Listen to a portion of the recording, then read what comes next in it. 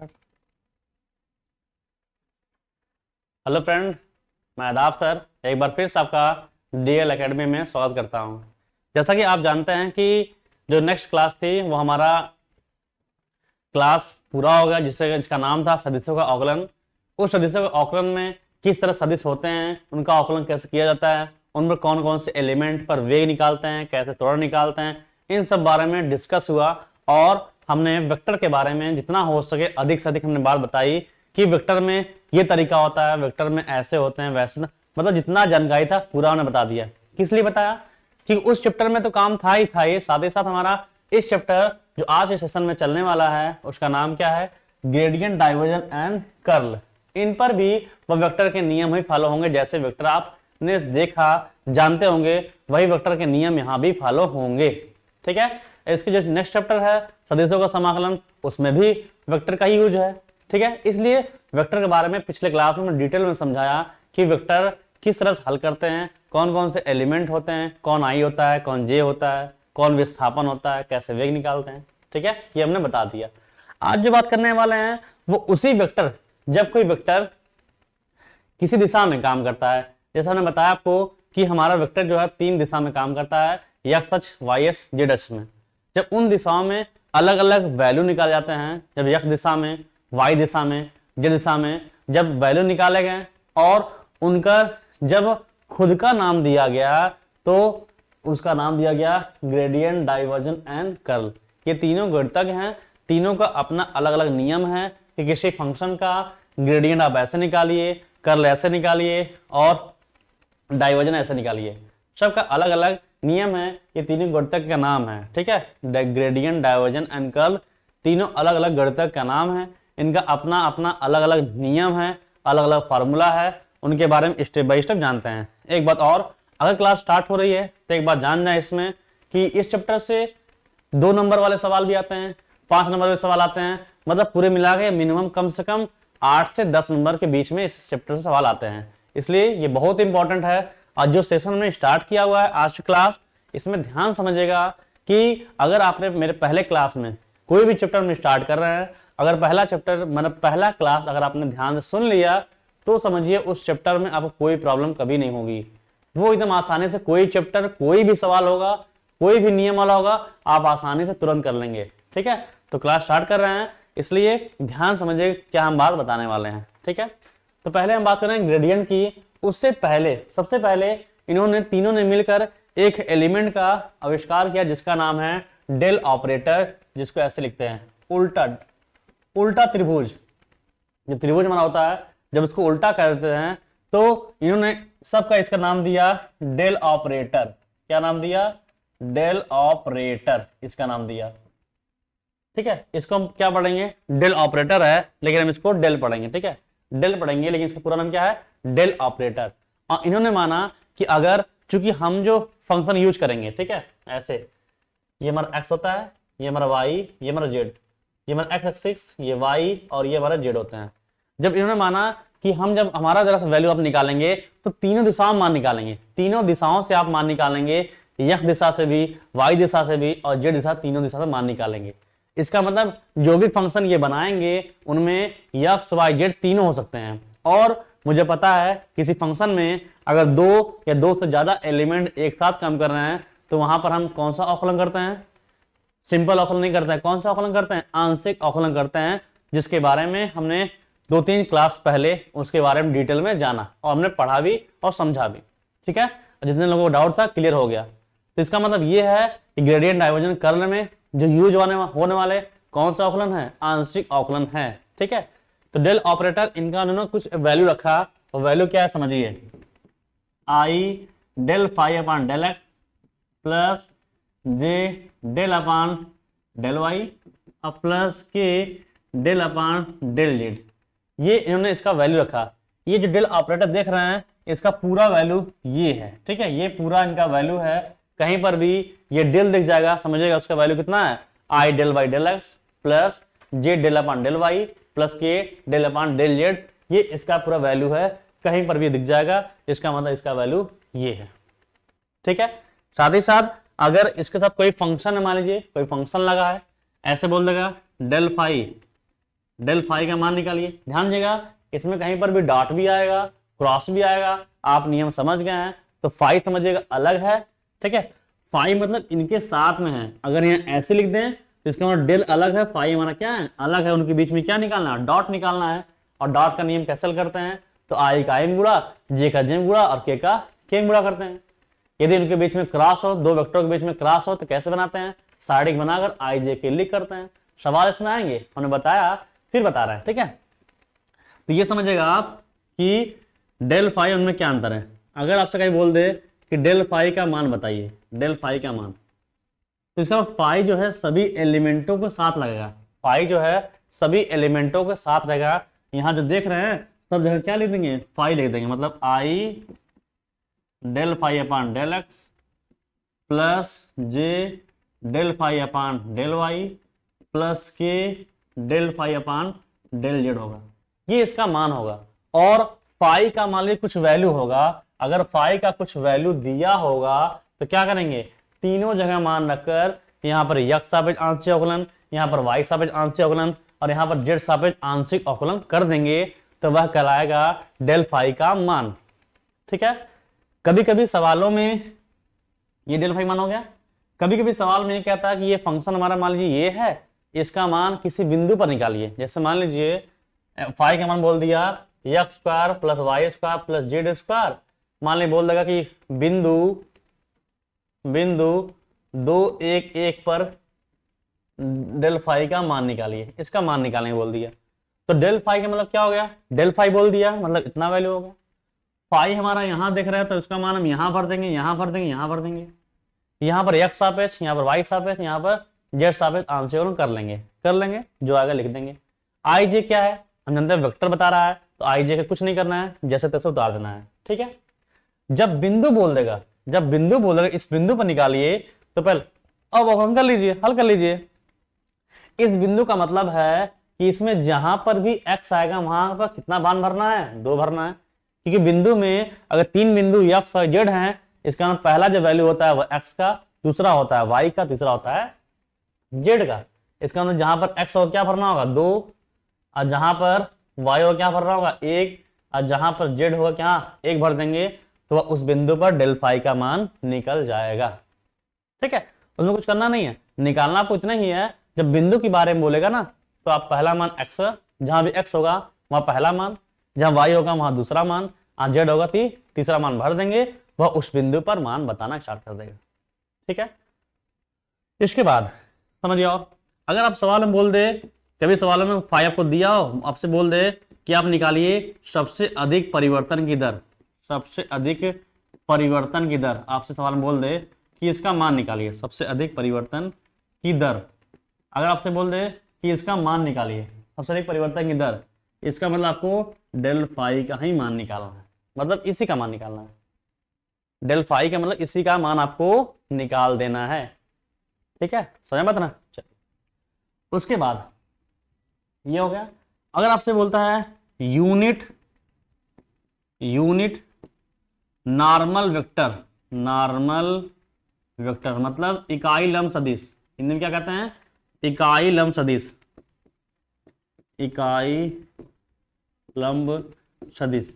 कह देगा इसका मान निकालिए, तो क्या होता है बताइए। अगर आपसे ये बोल देगा तो हम जानते हैं किसी भी बताइए, हमने बताया इससे पहले कल क्लास में बताया हमने कि इकाई वेक्टर कैसे निकालते हैं। किसी भी इकाई वेक्टर क्या लगाते हैं, क्या वह वेक्टर बटे क्या उसका मापांक जब निकालेंगे तब वह कहलाता है इकाई वेक्टर, जिसे कहते हैं यूनिट वेक्टर। जब यही बोलेगा लंब सदिश ना, इसका डेल फाई जो हम मान निकाल रहे हैं वो तो मान निकाल लेंगे, बट इसे क्या कर देंगे, इसी का मापांक निकाल देंगे, वह कहलाएगा इकाई लंब सदिश, यूनिट नॉर्मल वेक्टर। बस नहीं, डेल फाई का मान यहां निकाल लेंगे, ठीक है, मान निकाल लेंगे। और हमें अवकलन करना पता ही है, आंशिक अवकलन कैसे करते हैं, जिसके सापेक्ष अवकलन कर रहे हैं उसका जैसे करते हैं वैसे करेंगे, उसको छोड़कर चाहे जो आएगा सब कांस्टेंट की तरह मानकर उसका अवकलन करेंगे, ठीक है। तो ये हमारा यूनिट नॉर्मल वेक्टर हो गया। अगर आपसे पूछता है सबसे अधिक परिवर्तन की दर, तब भी क्या निकालना है, डेल फाई निकालना है। ये बोल देगा तभी आपको डेल फाई ही निकालना है, ठीक है। आगे चलते हैं, ध्यान समझिए, जो भी डाउट है पूरा क्लियर कर लीजिएगा। ठीक है, यहाँ चलते हैं। अब बात करते हैं, ये तो नॉर्मल बात हुई जो उनके बीच में बात करने वाली बात थी, हम बात किया। अब जो बात करने वाले हैं वो पहला पॉइंट ग्रेडियंट, ग्रेडियंट के बारे में बात करने वाले हैं। कौन से बात करने वाले हैं? ग्रेडियंट के बारे में बात करने वाले हैं, ग्रेडियंट के बारे में। ठीक है, अब इसके बारे में बात करते हैं, ध्यान समझ लीजिए इसके बारे में क्या बात करेंगे हम। जैसे किसी फंक्शन का ग्रेडियंट पूछता है, जैसे पूछ देगा ग्रेडियंट फाई, ग्रेडियंट फाई का मान बताइए। ग्रेडियंट तो ग्रेड का मतलब ही होता है डेल, ग्रेड का मतलब भी क्या होता है? डेल ऑपरेटर वाला, डेल फाई ही हुआ, मतलब यही चीज, यही हमारा क्या हुआ? ग्रेडियंट फाई भी कहलाएगा। मतलब अगर ग्रेडियंट फाई कह रहा है तो इसका मान निकालेंगे, मतलब किसका? I del phi upon del x plus J क्या होगा? Del phi upon del Y अब प्लस के del phi upon del Z हमारा होगा। ये हमारा ग्रेडियंट फाई कहलाएगा। ग्रेडियंट फाई कहता है, मतलब इसका मतलब कह सकते हैं ग्रेड का क्या मतलब होगा? ग्रेड का मतलब डेल होता है। इसका मतलब समझ सकते हैं, साइड में लिख रहे हैं, कहीं पर आपसे बोल दे क्या ग्रेड, इसका मतलब क्या समझेंगे? डेल ऑपरेटर के बारे में ही बात कर रहा है। ग्रेड बोल देगा तो समझेंगे डेल ऑपरेटर हमारा काम कर रहा है। ठीक है, तो ये सब एक ही एलिमेंट साथ में दिए गए हैं। तो इसके बाद भी अगर इन सवालों पे वही चीज किसी बिंदु पे देगा तो इसका अवकलन कर लेंगे, पहला वाला x का मान, दूसरा वाला y का मान, तीसरा वाला z का मान भर देंगे, वह ग्रेडियंट फाई का मान निकाल देगा। ठीक है, इसके बाद ग्रेडियंट फाई के बाद एक और आता है डायरेक्शनल डेरिवेटिव। ठीक है, क्या आता है? Directional derivative. वो क्या होता है देख लेते हैं, डायरेक्शनल डेरिवेटिव। अब ये क्या होता है इनको समझते हैं पहले तो। डायरेक्शनल डेरिवेटिव क्या होता है? जैसे हमारा कोई फंक्शन हमारा काम कर रहा है, ठीक है, पूरी बात तो ध्यान समझिएगा कैसे कैसे बता रहे हैं।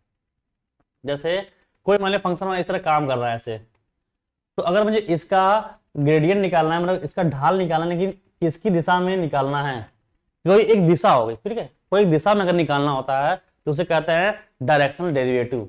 डायरेक्शन क्या निकालना है? डेरिवेटिव। और जिस दिशा में निकालते हैं ना वह एक वेक्टर होता है जिसे कहते हैं वेक्टर एन। तो जब भी डायरेक्शनल डेरिवेटिव निकालना होता है वह किसी की दिशा में ही निकाला जाता है, किसी के दिशा में निकाला जाता है। मान लीजिए वेक्टर एन आपको को दिया रहेगा, क्या देगा? मान लीजिए कि 2i plus 3j plus 4k के दिशा में डायरेक्शनल डेरिवेटिव निकालिए। और ये जो वक्र घूम रहा है मान लीजिए इसका फंक्शन क्या है? फाई है। क्या फंक्शन है? फाई आपको दिया रहेगा, क्या देगा? फाई के संबंध में, और फाई के संबंध में यहाँ जहाँ पॉइंट चूज कर रहा होगा, जहां से निकल रहा होगा, मान लीजिए बिंदु है हमारा 1 1 -1, ये दिया मान लीजिए, ऐसा दिया, क्या देगा? फंक्शन इतने का बिंदु उतने पर इसकी दिशा में डायरेक्शन डेरिवेटिव निकालिए। तो आप क्या करेंगे? सबसे पहले क्या निकालेंगे? डेल फाई निकालेंगे। क्या निकालेंगे? Del phi. डेल फाई क्या हम देख रहे हैं, यही हमारा डेल फाई निकालना होगा, निकाल लेंगे। ठीक है, चलिए निकल गया। ध्यान समझिए कैसे निकल गया। अब जो बिंदु बोलेगा, कौन सा बिंदु है देख लेते हैं। बिंदु मान लीजिए हमारा 1 1 -1 पर हमें पर डेल फाई का मान निकालना होगा। इसका मतलब इसमें जहां जहां पे x आएगा वहां पर 1, y आएगा तो 1 और z आएगा तो -1 भर देना है। डेल फाई का मान निकल गया। ठीक है, निकल गया। ये जो वेक्टर जिसकी दिशा में पूछेगा ना, आप इसका निकालेंगे यूनिट वेक्टर निकालेंगे। यूनिट वेक्टर, किसी वेक्टर का इकाई वेक्टर कैसे निकालते हैं? तो निकालते हैं वह वेक्टर बटे उसका क्या? उसका मापांक निकालते हैं। ये निकालते हैं ना, ये निकालते हैं। ठीक है, कैसे निकालेंगे? तो मान लीजिए एन कैप निकालना है, तो वेक्टर एन का मान कितना है? 2i प्लस 3j अब प्लस 4k बटे मापांक कैसे निकालते हैं? करड़ी में ना, ये निकालते हैं ना, करड़ी में आई कैप गुणांक का स्क्वायर 4 प्लस जे कैप गुणांक का स्क्वायर 9 प्लस के कैप गुणांक का स्क्वायर 16 हो गया। ये जो निकलेगा वो एन कैप कहलाएगा। तब अगर इतना काम निकलने के बाद आपसे पूछता है डायरेक्शनल डेरिवेटिव, जिसको हिंदी में कहते हैं दिष्ट अवकलज। ठीक है, लिख दे रहे हैं, हिंदी में भी लिख दे रहे हैं। इसका हिंदी नाम है दिष्ट अवकलज। क्या नाम है? दिष्ट अवकलज। ठीक है, अगर पूछता है डी का मान बताओ तो इसका वैल्यू होता है डेल फाई, जब हमने यहाँ निकाला होगा डेल फाई, और एन कैप जो हमने यहाँ निकाला, दोनों डॉट करा देंगे, दोनों का डॉट करा देंगे। जो निकलेगा वह डायरेक्शनल डेरिवेटिव कहलाएगा, वह डायरेक्शनल डेरिवेटिव कहलाएगा। ठीक है, इनके बीच में क्या है? डॉट है। और जब जब डॉट की बात आएगी तो हमारे दिमाग में एक बात बन जाएगा क्या, आई का गुणा आई में, जे का गुणा जे में और के का के में गुणा कर देंगे। फिर उसके बाद जो हल करेंगे लास्ट में जो आएगा वो हमारा आंसर या वैल्यू कहलाएगा। ठीक है, समझ ना समझ। तो इस तरह से आपको डायरेक्शनल डेरिवेटिव आपको निकाल देना है। ठीक है, ये चीज समझ आई ना। हाँ ठीक है, चलते हैं आगे, चलते हैं। यहां तक बात हुई इसके बारे में, ग्रेडियंट के बारे में। ये ग्रेडियंट के बारे में बात हुई कि ग्रेडियंट क्या क्या होता है। अब अगला हमारा जो टॉपिक है, ग्रेडियंट के बाद कौन आता है, डाइवर्जेंस। डाइवर्जन, ठीक है, कौन आता है, डाइवर्जन। डाइवर्जन, और उसके बाद कौन आता है, कर्ल। ये दो टॉपिक हैं। ठीक है, तीन टॉपिक हमारे हैं, gradient, diversion and curl. Gradient के बारे में बता दिया कैसे निकालना है। अब डाइवर्जन और कर्ल के बारे में, मान लीजिए कोई फंक्शन आपको दिया है फाई, या फंक्शन दिया है ए, या फंक्शन दिया एफ, कुछ भी दे सकता है, मान लीजिए या फिर मान दिया है डाइवर्जन, डी का मतलब डेल के साथ फंक्शन का डॉट करा दीजिए। डाइवर्जन से डॉट, जो फंक्शन को दिया रहेगा, कह देगा मान लीजिए फंक्शन एफ का बोल देगा डाइवर्जन निकालिए, इसका मतलब डेल के साथ क्या, डॉट। ये क्या कहलाएगा, ये कहलाएगा आपका डाइवर्जन। जब इसी का कर्ल का मतलब, ये कर्ल लिख दीजिए, ये कर्ल हो गया, ये हमारा क्या हो गया, डाइवर्जेंस हो गया। तो डी का मतलब दोनों के बीच में क्या, डॉट, और कर्ल दोनों के बीच में मतलब क्या, क्रॉस। ठीक है, डेल का मान पता ही में क्या होता है, डेल का मान पता ही है, तो डेल का क्रॉस निकाल रहे हैं। क्रॉस का मान कैसे निकालते हैं, ये भी वेक्टर है, ये भी वेक्टर है, तो कैसे निकालते हैं, सारणिक बना के मान निकालेंगे। ये वेक्टर है, ये वेक्टर है, इनके बीच में डॉट कैसे निकालते हैं, तो आई का आई में गुणा, जे का जे में, के का के में कर देंगे, डाइवर्जन निकल जाएगा और ये कर्ल निकल जाएगा। जो एफ ही हो, आपका 5 दे सकता है, ए दिया, जो भी दिया रहेगा, डेल के साथ डाइवर्जन बोलेगा तो डॉट, कर्ल बोलेगा तो क्रॉस निकालेंगे, तो वह डाइवर्जन या कर्ल का मान निकल जाएगा। इसमें एक बात और, जब कभी स्टार पॉइंट बता रहे हैं, ध्यान रखिएगा, जब कभी डेल डॉट एफ, या एफ नहीं कुछ भी हो सकता है, कोई फंक्शन, अगर इनका मान 0 आ रहा हो, डॉट का मान कितना आ रहा हो, 0 आ रहा हो, तो हमेशा कहा जाएगा, तो कहा जाता है कि जो फंक्शन एफ है वो क्या है, सोलोनॉइड है। फंक्शन क्या है, सोलोनॉइड है, सोलोनॉइड है। ठीक है, इसका मतलब जब डेल डॉट एफ का मान 0 आएगा, इसका सोलोनॉइड है। यदि हमसे कभी बोल दे कि फंक्शन एफ जो है वो सोलोनॉइड है, इसका मतलब क्या समझेंगे कि एफ के साथ जब डेल का डॉट कराएंगे तो उनका मान हमेशा 0 आएगा ही आएगा, इसका तभी वो सोलोनॉइड कहला रहा है। उसके बाद इसमें भी ये चीज ऐसा होगा, इसमें भी ऐसा चीज सेम टू सेम है। कर्ल कंडीशन में, कर्ल कंडीशन ध्यान रखना है, अगर आपने इसका मान निकाला, कैसे साड़ी बनाकर इसका मान निकालता है ना, कैसे करते हैं, फिर आई लिखते हैं, फिर जे लिखते हैं, फिर के लिखते हैं, फिर दोनों का मान बढ़ते हैं।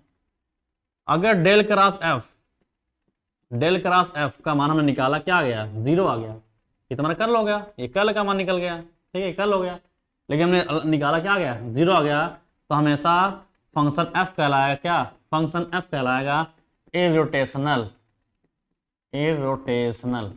ठीक है, तब ये इरोटेशनल होगा।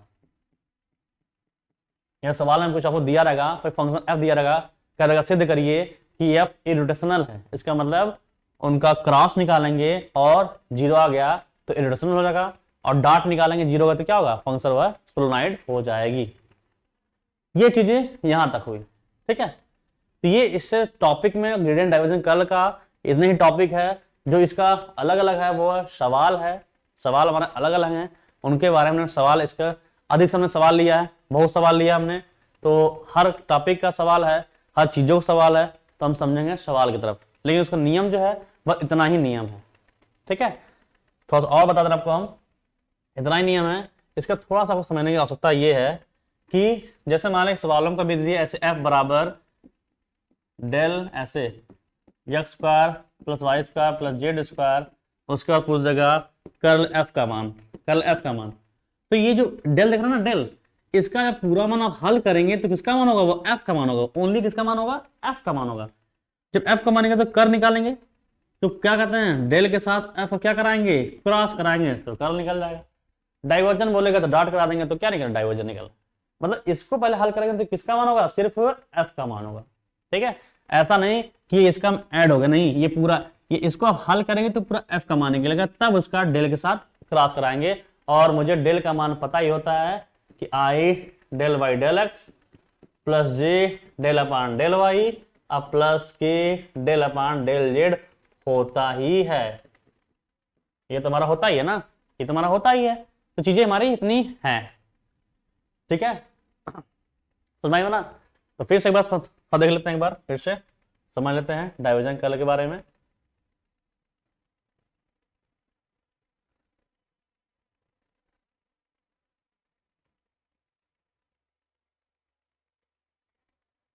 ये हमारा है पहला टॉपिक, क्या था?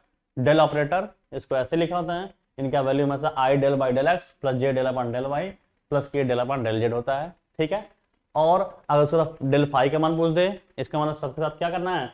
सभी के साथ फाई करना है, और फाई का एक्स सापेक्ष, फाई का वाई सापेक्ष, फाई का जेड सापेक्ष आंशिक अवकलन करेंगे। आंशिक अवकलन क्या होता है कि जिसको हम अवकलन कर रहे हैं जिसके सापेक्ष, उसका जैसे का तैसा, उसको छोड़कर अदर कोई भी आएगा सबको कांस्टेंट की तरह मानकर उसका हम अवकलन करते हैं। वही चीज करना है तो डेल फाई का मान निकलेगा।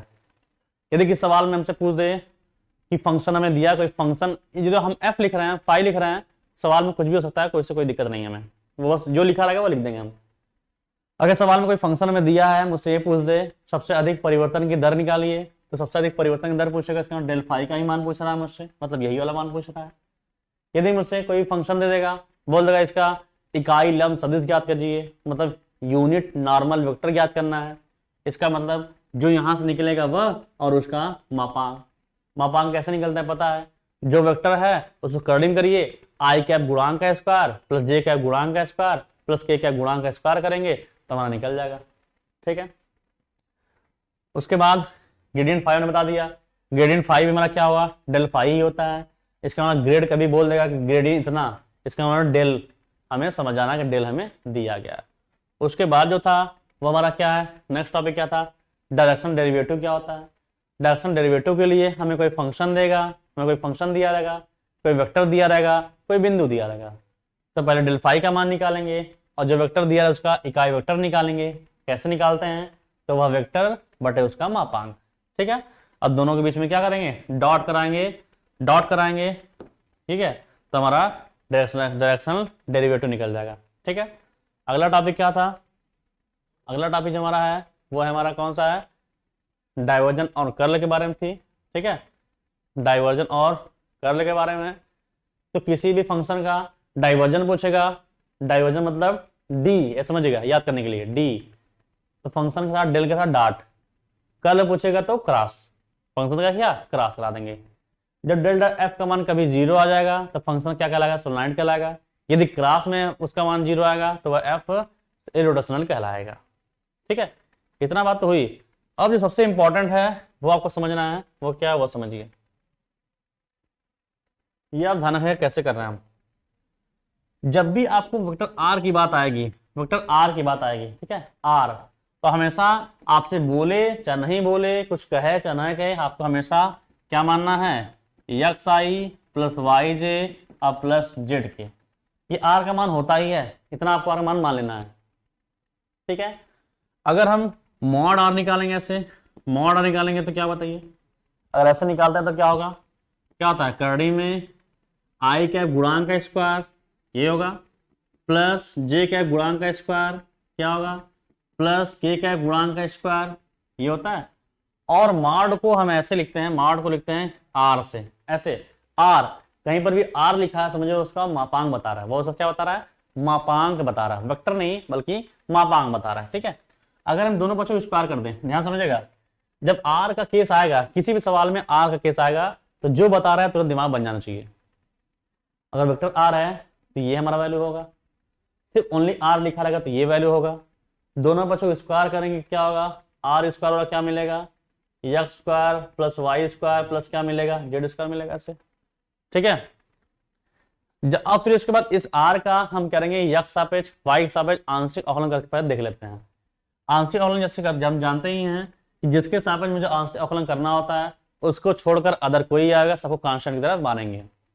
अगर हम इसका यक्स सापेक्ष करते हैं, यक्स के सापेक्ष का अवकलन कर रहे हैं, इसको पहले एक्स मानेंगे तो क्या होगा? घात पहले आएगा, घात इसका घट जाएगा, लेकिन हमने इसको माना है ये x है नहीं, तो इसका फिर से अवकलन करेंगे। तो इसका अवकलन करेंगे आर एक्स सापेक्ष, तो क्या होगा, del are by del x होगा बराबर, इसका x सापेक्ष कर रहे हैं तो यहाँ x है तो x पावर n क्या होगा, घात पहले घात में से एक घट गया, ठीक है। लेकिन अगले वाले का हम जानते हैं x सापेक्ष कर रहे हैं, तो आंशिक अवकलन वो तरीका होता है कि जिसके सापेक्ष कर रहे हैं उसका जैसे का तैसा, उसको छोड़कर चाहे जो भी आएगा सबको कांस्टेंट मान के उसका अवकलन करेंगे। तो x सापेक्ष कर रहे थे, ये x है क्या, नहीं, तो क्या होगा जीरो, ये भी क्या होगा जीरो, खत्म हो जाएगा, दोस्तों क्या होगा, कैंसिल होगा, आर को उधर भेज सकते हैं, इसका मतलब कर सकते हैं del are by del x का मान कितना होगा, x बटे आर। इसका मतलब कहीं पर भी आपको del are by del x दिख जाएगा तो उसका मान x बटे आर भर देना है। इसी तरह से अगर हम y सापेक्ष करेंगे तो y सापेक्ष करेंगे क्या मिलेगा, y बटे आर मिलेगा। z सापेक्ष करेंगे तो क्या, z बटे आर मिलेगा। तो ये चीजें आपको समझ जानी चाहिए कि कहीं पर हमें दिख जाएगा आर के केस में कोई भी आपको बोले चाहे नहीं बोले, ये चीजें आपको मान लेना है कि वेक्टर आर हमारा ये है, मॉड हमारा आर ये हमारा ये कहलाएगा। अगर आर का x सापेक्ष आंशिक अवकलन तो x बटे आर भरना है, y बटे आर और z बटे आर आपको बिना कुछ सोच समझे भर देना है, ठीक है। इतना चीज आपको भर जानी चाहिए। और उसके बाद एक और, अगर आंकिक की बात आती है, अगर आर कैप की बात आएगी, आर कैप जिसे हम कहते हैं इकाई वेक्टर, वो क्या होता है, वह वेक्टर बटे उसका मापांक, या फिर हम इसको लिखते हैं वेक्टर आर बटे स्मॉल आर, ऐसा जो हम यहाँ बता रहे हैं। तो ये चीजें आपको ध्यान समझ आनी चाहिए कि अगर आर का केस आएगा, अगर आर वाली बात आएगी तो इतना हमारे दिमाग में बन जानी चाहिए आर के लिए, चाहे ये बोले चाहे ना बोले, कहता है तब भी ठीक है, नहीं कहता तब भी ठीक है। ये चीजें हमें समझ जानी है कि वेक्टर आर का मान इतना है, आर क्या का मतलब ये होता है, ओनली मापांक आर का मतलब ये होता है, और x सब अवकलन करेंगे तो x बटे आर, y बटे आर और z बटे आर। अगर कहीं दिख जाएगा तो सीधे हम क्या करेंगे, भर देंगे, हमें उसमें कुछ करना नहीं होता, ठीक है। तो उम्मीद करता हूं चीजें आप अच्छे तरीके से समझ गए होंगे यहाँ तक। अब चलते हैं कुछ सवाल की तरफ अपने, जिससे कि आपको चीजें समझ में आ जाए।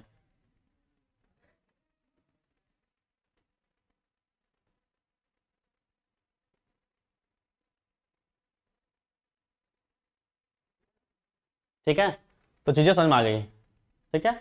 अब चलते हैं अपने सवाल की तरफ। तो याद रखना है जो चीजें हम बता रहे हैं, अगर याद है तो पूरा क्लियर हो जाएगा आपको।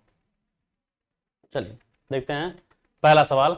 ये पहला सवाल हमारा देख क्या है, फाई बराबर एक्स वाई जेड का बिंदु इतने पर ग्रेडियंट फाई का मान पूछ रहा है हमसे। ग्रेडियंट फाई का मान, जैसा कि मैंने आपको बताया कि अगर ग्रेडियंट फाई पूछ रहा है, इसका मतलब क्या, इसका मान पूछ रहा है, डेल फाई का मान पूछ रहा है। और डेल फाई का मतलब क्या है, I del phi by del x plus J del phi upon del Y अब प्लस के डेल फाई अपान क्या, डेल जेड होगा ना, ये दोनों बताया आपको। और फिर क्या करना है उसको, जहां जहां फाई मान भर देना है, चलिए भरते हैं। आई del Y del X, phi का मान एक्स वाई जेड प्लस जे डेल अपान डेल वाई, फिर फाई का मान एक्स वाई जेड प्लस के del upon del Z, phi का मान एक्स वाई जेड, ऐसा होगा। अब इनका हम आंशिक अवकलन करेंगे, ये ग्रेडियंट फाई मान निकालना है, ठीक है। ग्रेडियंट क्या निकालना है, फाई, यक्स सब आंशिक अवकलन करेंगे। आंशिक अवकलन का तरीका ही होता है जिसके सापेक्ष कर रहे हैं उसका जैसे का तैसा, उसको छोड़कर चाहे जो सब क्या करेंगे, कांस्टेंट मानेंगे। तो आई हम लिख दी, इसका मतलब है नहीं हमारा, यक्स सापेक्ष कर रहे हैं वाई जेड क्या हो, कांस्टेंट बाहर, यक्स का एक सापेक्ष क्या मिलेगा 1, तो क्या मिला वाई जेड मिला, प्लस जे उतार दिए। वाई सापेक्ष कर रहे हैं तो वाई का जैसे का तैसा, उसको छोड़कर कोई कांस्टेंट मानेंगे। यहाँ एक्स जेड क्या हो, कांस्टेंट बाहर, तो वाई का वाई सापेक्ष क्या 1, तो क्या मिला एक्स जेड मिला, प्लस के उतार दिए। जेड सापेक्ष कर रहे हैं, जेड का जैसे तैसे, उसको छोड़कर कोई कांस्टेंट मानेंगे, तो एक्स वाई कांस्टेंट कहाँ बाहर, जेड का जेड सापेक्ष कितना होता है 1, तो क्या मिलेगा एक्स वाई। अब ऐसा क्यों कर रहे हैं, तो एक बात आप ध्यान समझ लीजिए बातों को, अगर किसी भी एलिमेंट का, चाहे जो एलिमेंट हो, अगर उसके ही सापेक्ष करेंगे तो हमेशा उसका वैल्यू 1 होता है अवकलन में, ठीक है। तो मान आ गया, तो ग्रेडियंट फाई हो गया, लेकिन कितने बोला है, कुछ में बिंदु दिया ना, तो उस बिंदु पर भी आपको निकालना है, उस बिंदु पर निकालना है। किस बिंदु बोला है, तो बिंदु -1 2 1 पर ग्रेडियंट फाई, ये ना पूछा है। तो हमने क्या बोला, मान निकालनी है। अब बिंदु के बाद क्या करना है, जहां x होगा वहां कितना भरना है, -1, जहां y हो कितना भरना है 2, और जहां z हो गया ना 1 भरना है। ठीक है, भर दीजिए। तो आई तुम्हारा है ही। चलिए x का मान -1, z का मान सॉरी y का मान है ना, तो y का मान 2, सॉरी यहाँ y का मान 2 होगा, और z का मान कितना है, z का मान 1 प्लस j, यहाँ x आ रहा है, x का मान -1, z का मान 1 है, प्लस के x का मान -1, y का मान 2 है। ये जो चीजें हैं हमने भर दिया बस। ठीक है, x का मान पहला वाला, y का दूसरा मान, z का तीसरा मान भर दिया इसमें। इसको हल कर लीजिए, 2 एकम 2, 2i हो जाएगा, -1 इंटू क्या -j हो गया, और -2k, ये हल हो गया। ये हमारा कहलाता है ग्रेडियंट फाई इतने बिंदु पर। सेम कंडीशन में कोई दिक्कत नहीं होगी, चीजें जैसे आप कर रहे हैं वैसा आप करना है। ये आपका ग्रेडियंट फाई हुआ, बिंदु इतने पर निकल गया। ठीक है, इस तरह आपको निकालना है, चीजें समझ गए, तो इस तरह से आपको हल करना है। ठीक है, चलते नेक्स्ट सवाल की तरफ। उम्मीद करता हूँ चीजें समझ में आ गई। बस यही जो है, यही जो इस पूरे चैप्टर ग्रेडियंट डाइवर्जेंस कर्ल का जो मेन चैप्टर है, वो पॉइंट है वो यही है, ग्रेडियंट फाई। अगर आप इसको निकाल लिए, इस वाले को निकाल लिए जैसे हमने निकाला, तो समझिए आपको किसी भी सवाल में कोई दिक्कत नहीं होने वाली है। और इस चैप्टर जितने इंपॉर्टेंट सवाल है सब हमने ले ही लिया है, सबको टेंशन नहीं, आवश्यकता नहीं है, पूरा सवाल हो ही गया है, अब करवा ही देंगे हम इसमें क्या। ठीक है, चलते नेक्स्ट सवाल। नेक्स्ट सवाल हमारा ये दिया गया है, फाई बराबर x² + 2y² + z² के बिंदु 2, 1, 2 पर यूनिट नॉर्मल वेक्टर ज्ञात कीजिए। हम जानते हैं यूनिट नॉर्मल वेक्टर क्या होता है, पहले उसके बारे में बात कर लेते हैं। यूनिट नॉर्मल वेक्टर क्या होता है, हमने बताया आपको। अगर आपसे यूनिट नॉर्मल वेक्टर इस चैप्टर में पूछेगा, यूनिट नॉर्मल वेक्टर पूछेगा, इसका हमने क्या बताया, हमने बताया डेल फाई बटे क्या, उसी का मापांक। ये होता था ना, बताया था। अगर आपसे यूनिट नॉर्मल वेक्टर पूछेगा तो हमने क्या बोला कि डेल फाई निकालिए, उसी का मापांक निकालिए। ठीक है, तो डेल फाई पहले निकालते हैं, डेल फाई निकालेंगे पहले। और डेल फाई का वैल्यू कितना होता है ये बताइए, I del phi by del x plus J del phi upon del Y plus के del phi upon del Z होगा ऐसे। अब इसको हल करेंगे, डेल फाई हमारा ये है ही हमारा आई, क्या करेंगे, जहां जहां फाई है वहां ये मान भरना होगा, जहां ना फाई हमारा ये मान भरना होगा, भर देते हैं। डेल बाई डेल तो था ही, फाई का मान कितना है 3x² प्लस 2y² प्लस कितना z², फिर प्लस जे डेल अपान डेल वाई, यहाँ भी फाई आ रहा है, यहाँ भी लिखेंगे 3x² plus 2y² plus z², फिर प्लस के डेल अपान डेल जेड, यहाँ भरिए 3x² प्लस y² अब प्लस z²। ठीक है, ये 2y² है, ऐसे लिख दिए। अब हम इसको हल करेंगे, मतलब इनका बारी बारी से x सापेक्ष, y सापेक्ष, z सापेक्ष आंशिक अवकलन करेंगे, जैसे हम करते हैं वैसे इनको हम करेंगे। चलिए ठीक करते हैं, डेल फाई आई। अब बताइए यहाँ x सापेक्ष कर रहे हैं, आंशिक अवकलन कर रहे हैं, मुझे पता है आंशिक अवकलन में जैसे हम अवकलन करते हैं जैसे का तैसा, उसको छोड़कर चाहे जो आएगा सबको कांस्टेंट मानते हैं। तो वही चीज यहाँ पर भी है, तो ये कांस्टेंट 3 बार हो गया। एक्स क्या होता है, घात पर घात में घटेगा ना, कितना होगा 6x, और ये दोनों क्या हो जाएंगे 0, क्योंकि यक्स सापेक्ष करना है तो y क्या कांस्टेंट होगा ना, तो कांस्टेंट क्या होता है 0 होता है, 0 हो गया। प्लस आगे चलते हैं, तो यहाँ y सापेक्ष करना है तो किसको कांस्टेंट मानना है, यक्स और जेड को, इनका फलन क्या हो जाएगा 0, तो 2 यहाँ बचेगा ही बचेगा, और y² का फलन क्या होता है, घात पहले घात में से घटेगा 2y, मतलब क्या होगा 4y क्या होगा j, प्लस यहाँ z सापेक्ष करना है तो यक्स वाई कांस्टेंट क्या हो जाएगा 0 हो जाएगा, क्या होगा घात पे घात घटे क्या मिलेगा 2z मिलेगा, ऐसे इस तरह मिल जाएगा। ठीक है, आगे देखते हैं कितने बिंदु पर निकालना है मुझे, 2, 1, 2 पर, कितने बिंदु पर निकालना है मुझे 2, 1, 2 पर। ठीक है, देख लेते हैं, तो बिंदु 2, 1, 2 पर, ठीक है, बिंदु 2, 1, 2 पर डेल फाई कितना है हमारा, ये कितना आया था 6xi प्लस 4yj अब प्लस 2z की, ये हमारा आया था। ठीक है, ये हमारा आया था ना, अब क्या बिंदु पर क्या मतलब होता है, ये पहला मान किसके लिए होता है, x के लिए, दूसरा मान किसके लिए होता है, y के लिए, तीसरा मान होता है z के लिए। तो जहां इसमें x होगा वहां क्या भरना है, 2, y है तो 1, z है तो 2 भर दीजिए इसमें, भरिए। तो 6 यहाँ x आ रहा ना, तो x का मान क्या भरना है 2y प्लस 4 y है, y का मान क्या भरना है 1j, अब प्लस 2 z का मान क्या भरना है 2 क्या हो जाएगा। तो पूरा मिला कितना हो गया 6 दूनी 12i प्लस 4j, अब प्लस क्या मिला 4 के मिला, सही है, ये मिल गया। तो जब ये मुझे मिल गया तो हमें क्या निकालना है, इसी का मापांक निकालना है। चलिए मापांक निकालते हैं। मापांक निकालने का क्या तरीका बताइए।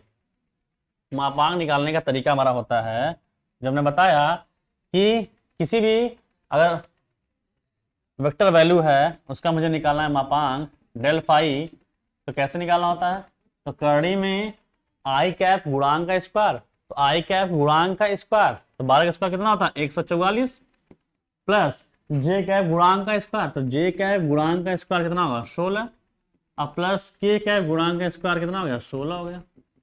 इसी को जोड़ लीजिए, जोड़िए 16 16 कितना हो गया 32, अब 44 जोड़ दीजिए, 144 में 32 को ऐड कर दीजिए तो 6 100 कितना हो गया 176 हो गया। ठीक है, निकल गया। तो हमें क्या निकालना है, unit normal vector, unit normal vector क्या होता है बताइए, तो होता है डेल फाई बटे मॉड ऑफ डेल फाई, ये हमारे होते हैं यूनिट नॉर्मल वेक्टर। तो डेल फाई का मान कितना हमारा निकाला था हमने, क्या निकाला था, ये निकाला था क्या 12i plus 4j plus 4k बटे मॉड क्या निकला, मॉड निकला करड़ी में 176, ये हमारा आंसर हो जाएगा। ये हमारा क्या, ये हमारा आंसर हो जाएगा। तो इस तरह से हमें सवालों करना है। तो जो पॉइंट हम बता रहे हैं जैसे बता रहे हैं सेम करना है, बस इसमें जो ज्यादा करना है वो चीजें क्या है, जो ज्यादा आपको चीजें समझना है वो बार बार कौन आएगा, ये डेल फाई, बार बार डेल फाई आएगा। तो इसी को बस आपको अवकलन करना है, जो कि आप आंशिक अवकलन में सीख चुके हैं। अगर वो जानते हैं तो ये भी बहुत ही आसान है, एकदम आसानी से आप लगा लेंगे। ठीक है, तो उम्मीद करता हूँ चीजें आपको समझ में आ रही होगी। जो चीजें नहीं समझ में आ रही होगी आप डाउट करके लिए जो भी दिक्कतें हो वो पूछ सकते हैं कि कैसे इनको हल किया गया, कौन से पॉइंट आपको समझ में नहीं आई। ठीक है, तो हमने चीजें सवाल में जब हमने डिस्कस करा स्टार्टिंग में ही, जब हमने बताया थोड़ा देर पहले पूरा डिस्कस बताया हमने, तो पूरा हमने इसीलिए बता दिया कि चीजें जब आपको क्लास सवाल में मिले तो एकदम आसानी से आप समझ सकें। ठीक है, चलते हैं नेक्स्ट सवाल की तरफ। नेक्स्ट सवाल हमारा क्या है, ये है जो ये सवाल है 5 बराबर x square plus y square plus 4xyz के बिंदु 1-2 पर सदिश इतने की दिशा में दिस टॉकलज, मतलब डायरेक्शन डेरिवेटिव निकालना है। क्या निकालना है, डायरेक्शन डेरिवेटिव। तो पहले आप ये सोच लीजिए हमें निकालना क्या होता है। तो हमने बताया आपको कि डायरेक्शन डेरिवेटिव के बारे में क्या समझ लेते हैं। पहले हमने आपको बताया आपको कि अगर आपसे कभी भी डायरेक्शन डेरिवेटिव बोलेगा, डायरेक्शन डेरिवेटिव क्या निकालना है, डेल फाई और एक वेक्टर एन कैप से क्या निकालना है, डॉट निकालना है, ये निकालना होता है। अब डेल फाई कैसे निकालते हैं मुझे पता है, डेल फाई क्या होता है वो देख लेते हैं। तो डेल फाई हमारा होता है क्या, आई del phi by del x plus J del phi upon del Y अब प्लस के डेल फाई अपान क्या डेल जेड होता है। चलिए निकल जाएगा, तो निकल जाएगा। एन कैप क्या होता है, तो हम बताएं जिसकी दिशा में पूछेगा वह वेक्टर होगा, मतलब इसकी दिशा में पूछ रहा है ना, तो ये हमारा क्या होगा वेक्टर एन होगा। वेक्टर एन का मान में कितना दिया है 2i माइनस 2j प्लस के दिया है ना, जो मैं दिया ही है, ठीक है दिया है।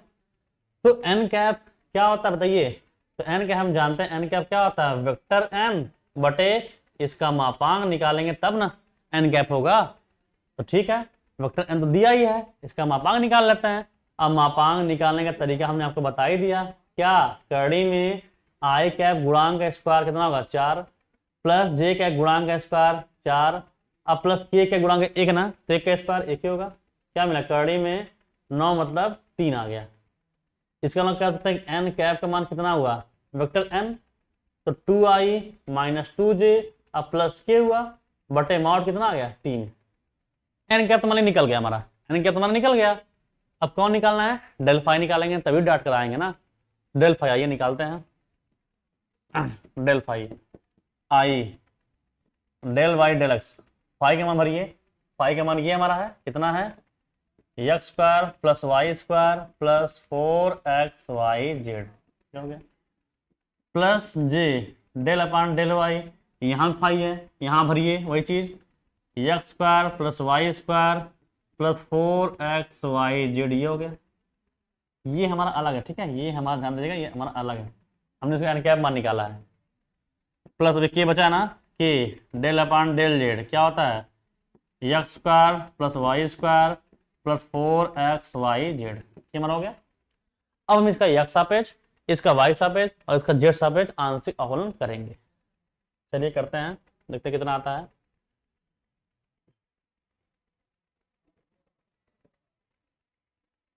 ठीक है, देखते हैं। तो डेल फाई आई यक्स सापेक्ष अवकलन करेंगे, तो यक्स सापेक्ष अवकलन करेंगे क्या करना होता है, यक्स सापेक्ष करेंगे तो यक्स का जैसे का तैसा, उसको छोड़कर सब का सब क्या करेंगे, कांस्टेंट मानेंगे। तो यक्स सापेक्ष करना क्या होगा, 2x होगा, प्लस ये y अकेले तो क्या लगा 0, यहाँ x है ना, तो 4yz क्या कांस्टेंट बाहर रहेंगे, यक्स का यक्स सापेक्ष 1, तो क्या मिलेगा 4yz। या फिर ये समझिए कभी भी यक्स वाई एक साथ में हो, एक साथ में लगे इनटू में, जिसके सापेक्ष कर रहे हैं उसको हटा दीजिए, जो बचा उसका अवकलन कहलाएगा, ये समझिए बस बात को। प्लस जे वाई सापेक्ष करना है, एक्स कांस्टेंट 0, ये क्या होगा 2i, प्लस वाई सापेक्ष करना तो क्या वाई गैप कर दीजिए, कितना मिलेगा 4xz मिलेगा, प्लस के भर दिए हैं, जेड सापेक्ष करना है तो ये क्या कांस्टेंट 0, ये भी कांस्टेंट 0, ये तीनों मिले ना, जेड गैप कर दीजिए, क्या मिलेगा 4xy मिल गया, डेल फाई मिल गया। लेकिन एक बात और सब देख लेते हैं, सर मुझे किसी बिंदु बोला था क्या, हाँ ये देखिए आपको सवाल में बिंदु बोला है, ये देखिए सवाल में आपको बिंदु बोला है 1 - 2 2 पर, तो पहले निकाल लेते हैं बिंदु। बिंदु कितने में निकालना है, 1 - 2 और 2 पर, डेल फाई का पहले मान निकालता है ना, मतलब जहाँ x है क्या भरना है, जहाँ x है 1, जहाँ y है -2, जहाँ z है क्या 2 भरना भरिए इसमें। तो y हमारा बाहर है 2, x है तो x का मान क्या भरना है 1, प्लस 4 yz, y का मान -2, z का मान 2, z का मान 2 भर दिए, प्लस j, यहाँ भी y का मान क्या भरना है -2, तो 2 × -2 प्लस 4 एक्स जेड, एक्स का मान 1, जेड का मान 2, तो 1 × 2 प्लस के 4xy, एक्स का मान 1, y का मान -2, तो के 4 × 1 × क्या होगा -2 होगा ना। ये समझना आपको, अवकलन कर लेना है, जब बिंदु के बारे में आएगा तो एक्स का मान पहला वाला, y का दूसरा, तीसरा जेड का मान भर दीजिए और इसी को बस क्या करना है हल कर लेना है। ठीक है, चलिए करते हैं हल देखते हैं कितना आता है। तो डेल फाई कितना आएगा हमारा बताइए, 2 एकम 2, ये हमारा लिख देंगे, यहाँ हल करें तो 2 4 दूनी 8 दूनी क्या 16, तो -16 होगा ये हमारा, प्लस जे ये कितना होगा -4 हो जाएगा, और 4 एकम 4 दूनी कितना 8, ये हमारा 8 हो गया, प्लस यहाँ चलते हैं 4 एकम 4 -2 कितना -8 के, ये हमारा माइनस होगा, -8 के हो जाएगा, सही है।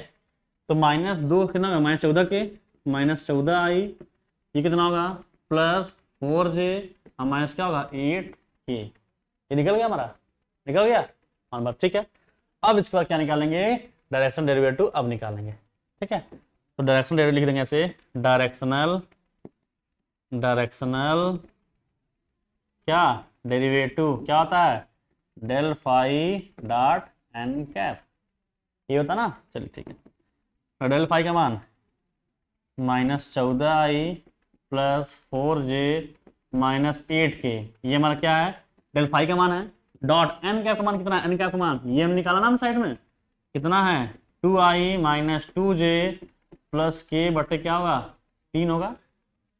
ठीक है, अब इसी को हल करेंगे, यहाँ पे क्या है बीच में डॉट है, और डॉट है तो डॉट का मतलब हम समझते हैं ना, डॉट का मतलब क्या होता है i का i में, j का j और k का k में, 3 कांस्टेंट 3 है बाहर, तो 1/3 हमारा हो गया बाहर, आई का करिए तो -14 गुणे 2 कितना होगा -28, जे का जे में तो 4 गुणे -2 कितना होगा -8, के का के में, तो -8 गुणे 1 तो कितना होगा, -8 हो जाएगा।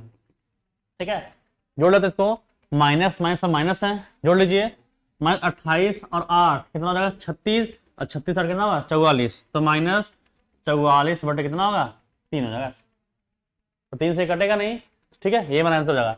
तो डायरेक्शनल डेरिवेटिव हमारा क्या होगा, -44 बटे 3, ये इसका मान हो जाएगा।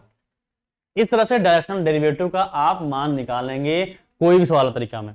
मतलब एक तरह से ये समझिए, जितने भी सवाल लगे या हमने बताया, उसमें क्या आपने देखा, आपने यही देखा जो सबसे बार बार निकला है वो कौन निकल रहा है, डेल फाई। इसका मतलब आपको डेल फाई निकालने आ गया तो समझिए आप डायरेक्शनल डेरिवेटिव पूछ दे या ग्रेडियंट पूछ दे, कुछ भी पूछे आप आसानी से कर सकते हैं। तो इस तरह से इसका मान निकल गया।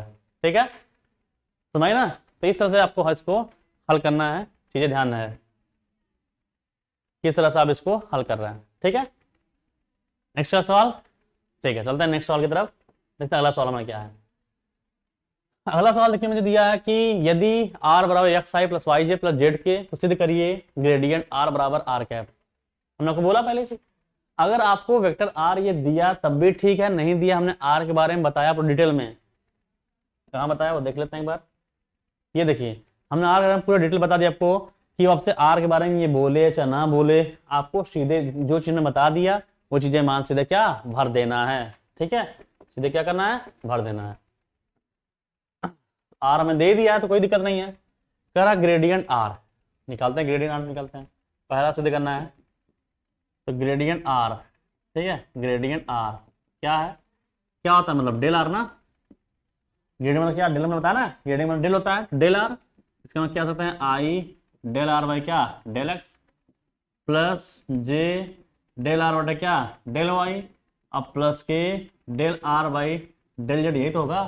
फाई रहता तो फाई लिखते हैं, आर है तो आर लिखते हैं।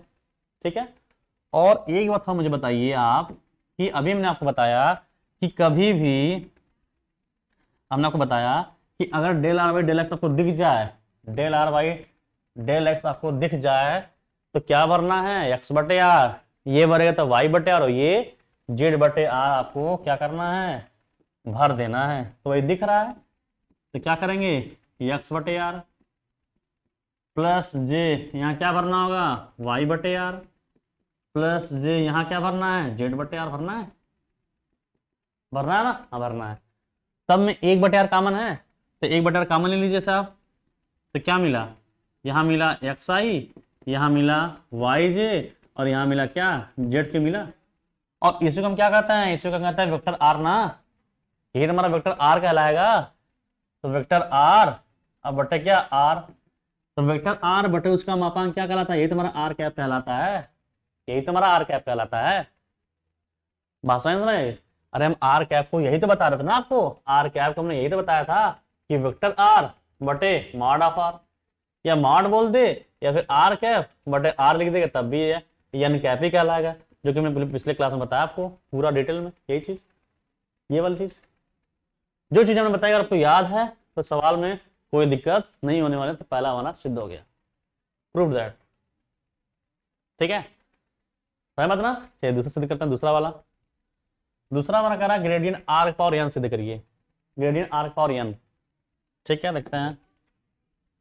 तो ग्रेडियंट सेकंड वाला देखते हैं, gradient r power n, are power n. ठीक है, तो ग्रेडियंट मतलब क्या, आई डेल अपॉन डेल एक्स ना, अरे इसका मतलब वही तो होता है, del del r power n होगा, तो सब जगह क्या आर पावर एन लगेगा, plus J del by del y r power n, अब प्लस के del upon del z r power n होगा। जब कभी आर या वाई एक्स मिले ना, जब भी वाई एक्स आर कुछ भी मिलेगा, अगर देखिए सब में सेम तरीका लग रहा है, चाहे एक्स हो वाई हो जेड हो, अगर जैसा पहला आकलन होगा वैसा ही अगला सेम टू सेम होंगे उस एलिमेंट के लिए। जैसे आर पावर एन है, पहले एक्स मानेंगे तो एक्स पावर एन क्या होता है, एक्स पावर एन क्या होता है ये, घात पहले घात में से एक घट जाएगा, लेकिन आपने इसको माना है ये है नहीं, इसलिए आप इसका फिर अवकलन करें किसका, आर वाले का, तो क्या लिखेंगे, del are by del x.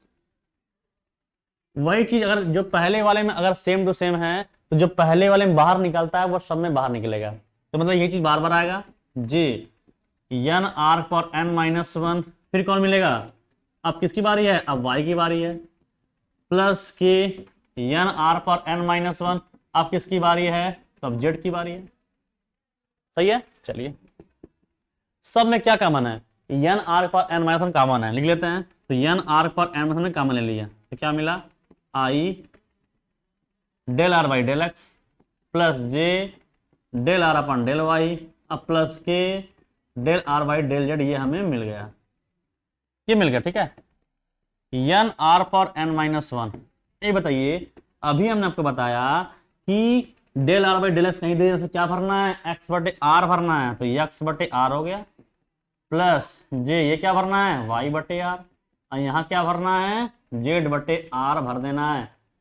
बिना सोच समझे अगर आपको ये वाला चीज दिख गया तो आपको सीधे भर देना है जो हमने बताया हुआ है। ठीक है, सीधे आपको भर देना है। ठीक है, चलिए तो अगर आप भर दिया तो अब सब में वन बटे आर भी तो कॉमन है, तो वन बटे आर भी तो कॉमन लेंगे, तो एन आर पर एन माइनस तो बटे आर भी आ गया, तो क्या मिला, एक्स आई प्लस वाई जे, अब प्लस क्या मिला, जेड के मिला। तो ये आर एक है, प्लस ऊपर जाएगा क्या, माइनस जाएगा, तो जुड़ जाएंगे ना, तो क्या होगा, एन माइनस टू। तो हम कह सकते हैं कि ग्रेडियंट आर के पावर एन बराबर क्या मिलेगा, एन आर पर एन माइनस टू मिला इनटू, ये बताइए क्या है, वेक्टर आर है ना, तो हम इसको क्या वेक्टर आर लेते हैं या फिर क्या करते हैं, इसको गहरा कर देंगे, यही तो हमारा आंसर होगा। ये तो प्रूफ करना था, देख लेते एक बार, ये तो प्रूफ करना था मैं, देखिए ये प्रूफ करना था, ये हमारा आ गया। तो इस तरह से सवालों को कोई भी होगा, हमने जो बताया आपको नियम कि अगर आर का कंडीशन आ रहा है, आर वाली कंडीशन आ रही है, तो सीधे आप सवालों को लगा दीजिए, कोई दिक्कत नहीं है। आर वाला दिख गया, जितना हमने मैटर बताया पूरा आपके दिमाग में बन जाना चाहिए, जहां जहां दिखे मान भरते जाना चाहिए।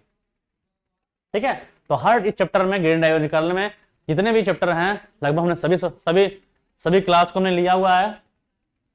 ठीक है, हर सवाल को लिया हुआ है, जितना हो सके अधिक से सवाल हमने लिया हुआ है। इसलिए आज के लिए क्लास में इतना ही। अब चलेंगे जब नेक्स्ट क्लास में मिलेंगे तो नेक्स्ट क्लास में जो इसके इंपॉर्टेंट सवाल बचे हैं उनके बारे में बात करेंगे। ठीक है, तो आज के लिए इतना ही, बस करते हैं, शुक्रिया।